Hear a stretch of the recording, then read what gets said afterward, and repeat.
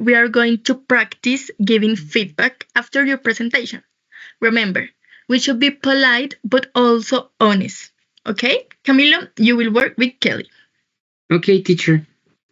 Hi, Kelly. Nice to work with you.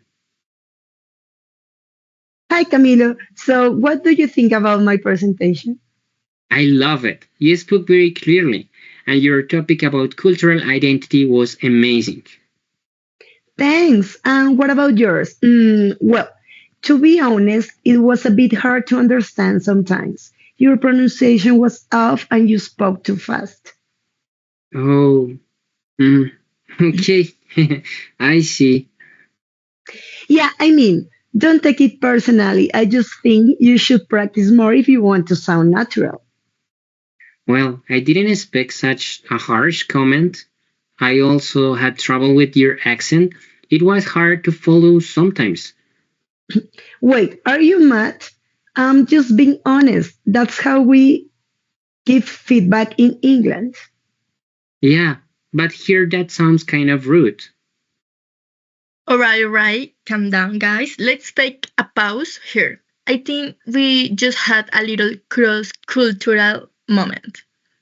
Kelly, in many Latin American cultures, people usually give feedback in a softer and more indirect way. For example, instead of saying it was hard to understand, you can say, or people might say, maybe you could slow down a little next time. Oh, so being too direct can sound rude here, right? Even if I didn't mean it in that way. Exactly. When you said it like to me, I feel like I had failed, but now I get that you were trying to help me. Oh, yes, that's how I show honesty in my culture. If we don't say what we think, people might believe we are hiding something. That's interesting. In Latin culture, we often use softeners like maybe, a bit, I think, to avoid hurting someone's feelings. You see, guys, that's a great example of cross cultural pragmatic failure.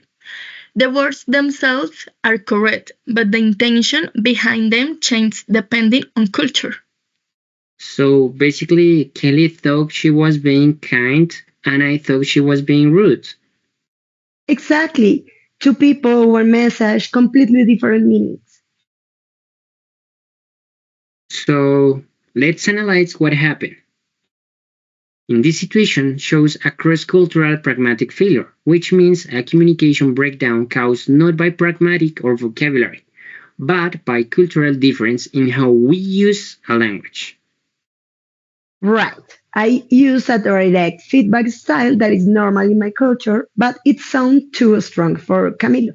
Exactly. In my case, I interpreted her tone emotionally based on my cultural background, where politeness means avoiding direct criticism.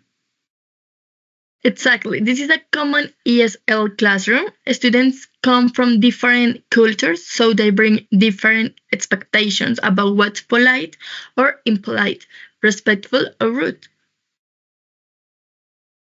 That's why pragmatic competence, knowing how and when to say things, it is as important as a grammar or vocabulary. So teachers should help students recognize these differences through role plays like this one. Totally. If we understand how culture affects communication, we can avoid misunderstanding, improve our relationships, and become more effective English speakers. Well said, Camilo. In conclusion, this role play showed that language is not only about words, but about context and culture. When we learn a new language, we also learn new ways to express politeness, honesty, and respect. And that's what real communication is all about. Thank you for Watching. watching.